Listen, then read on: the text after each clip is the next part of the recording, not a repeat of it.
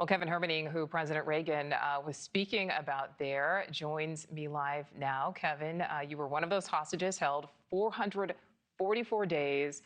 You were just 20 years old at the time, serving in the Marine Corps. Thank you so much for giving us some of your time today.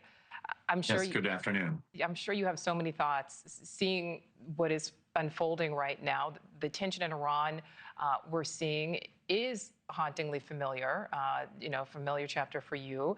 You were there in the middle of the revolution. I'd like to listen to some of what we heard about the Iranian regime from the press secretary just now.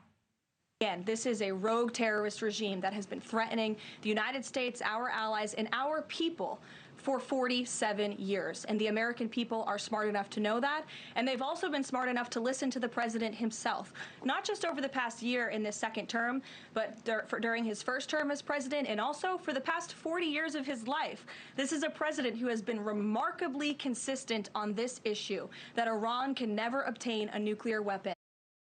All right, Kevin, decades later, as you're seeing these tensions now have escalated into war between the U.S. and Iran, what stands out to you? Are you surprised that we are here? Well, certainly for the last 6 weeks, anybody who was paying attention saw the buildup in the Middle East, in the Gulf, and in the Mediterranean Sea, the Indian Ocean, on our bases there and our allied nation bases. But it's true. We've been seeing this go on for nearly half a century.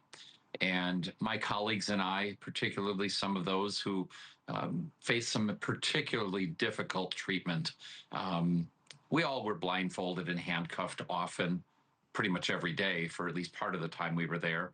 But there were men who were there for 425 days in solitary confinement, wondering whether they were the only ones still left behind. Colonel Charles Scott was beaten severely, an Army attaché, beaten so severely with rubber hoses across his face during his interrogations that he had teeth broken off at the gum lines. You're looking at a photo right now of myself along with 9 others. We were the last of the men who were captured at the embassy, and we had spent time destroying classified materials. The State Department really is who is in charge of our Marine security guards.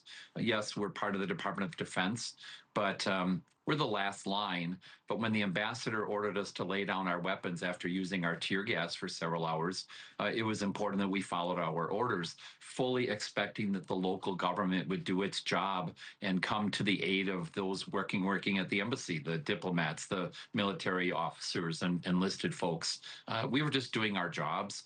But the Ayatollah, the supreme leader, back then it was Ayatollah Khomeini, all of the mullahs, the government, they actually participated in capturing the embassy and taking it over. And here we are now facing some very serious challenges.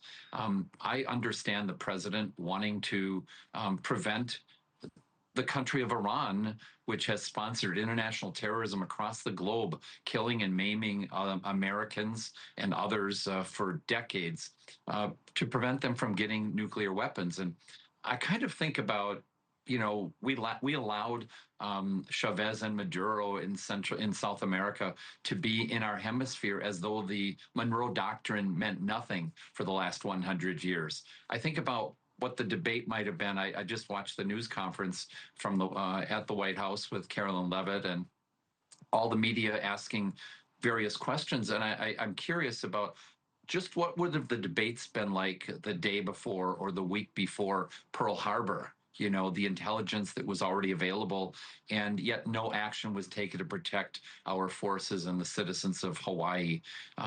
So this is a challenging time, and it's a scary time, but it's better to act in a preventive or preemptive manner than to have to act in a response to something that might have been very tragic for the United States and our interests abroad. We're seeing even some of that take place right now.